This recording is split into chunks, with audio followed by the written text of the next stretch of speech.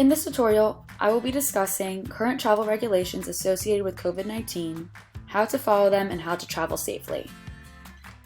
With information acquired from Kayak, there are currently 18 states within the United States that require quarantine among entry. These states are Maine, New Hampshire, Massachusetts, Vermont, Connecticut, Rhode Island, New York, Pennsylvania, New Jersey, Maryland, Kentucky, Kansas, California, Oregon, Washington, Alaska, and Hawaii. There are 5 states with minimal restrictions, meaning that there are currently no quarantine requirements among entry, but the state is not in any reopening phases. And there are 28 states with no travel restrictions for out-of-state visitors. Globally, there are still many travel restrictions. With information achieved from Kayak, there are 49 states that are completely closed, meaning only citizens or residents may enter the country. There are 123 countries partially open, meaning that entry depends on the traveler's citizenship and can include special circumstances for entry. There are 5 countries in the process of reopening, but still hold entry requirements, and there are 43 countries that are open with no restrictions or need for quarantine among entry. How safe is it to travel right now? In regards to air travel, United Airways made a statement saying that even when the plane is full, on average only 0.003% of infected air particles could enter the breathing zone of seated, masked passengers, according to a DoD study.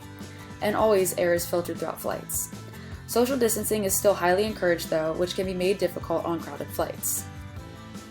Now we will discuss how to safely plan a trip during this time in the pandemic. Airport COVID regulations from TSA state that you must keep a social distance of 6 feet between others not in your party. The TSA pre-check is still in use, but still need to remove belts, personal items, and to go through typical security screening if not a TSA pre-check holder.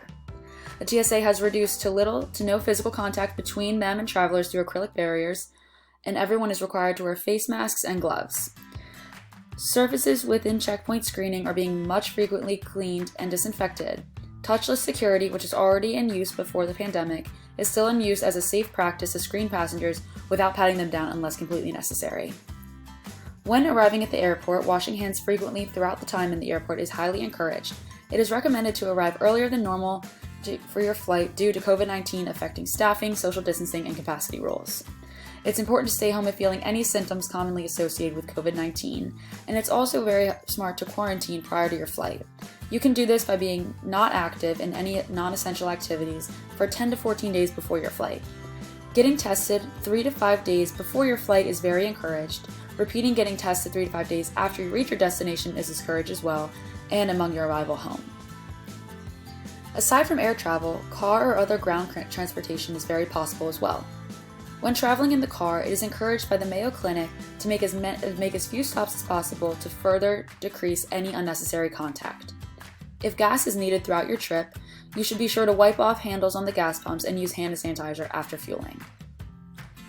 Traveling by bus or train is still possible, but similar to air travel, sitting within 6 feet of others during travel for a prolonged period of time does increase your chances of contracting or spreading the coronavirus.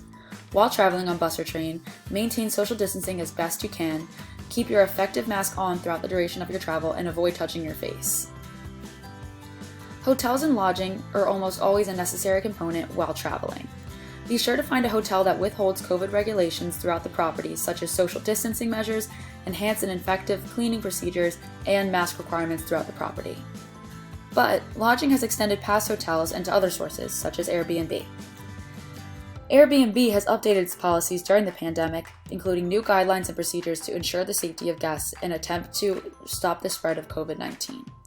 A recent addition to Airbnb guidelines was installed as of August 20th, 2020, stating that there is a ban on all events or parties taking place within a residence booked through Airbnb. There is an occupancy limit of 16 persons able to be in Airbnb at once, and it is effective throughout bookings for the foreseeable future.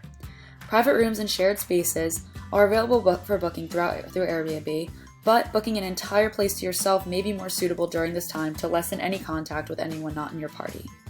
There is also an extenuating circumstance policy for any cancellations or changes in reservations due to COVID-19. Finally, if you are at higher risk for contracting COVID-19 or are over the age of 65, it is highly encouraged to limit any unnecessary travel as much as possible. From the Mayo Clinic, it says that widespread vaccination holds promise for ending the coronavirus disease, but it won't happen overnight. Overall, travel at this time, unless very necessary, is not recommended to anyone or beneficial in stopping the spread of COVID-19. It is very important to abide by these regulations when traveling because the more people who mask up and social distance, the sooner we will be able to travel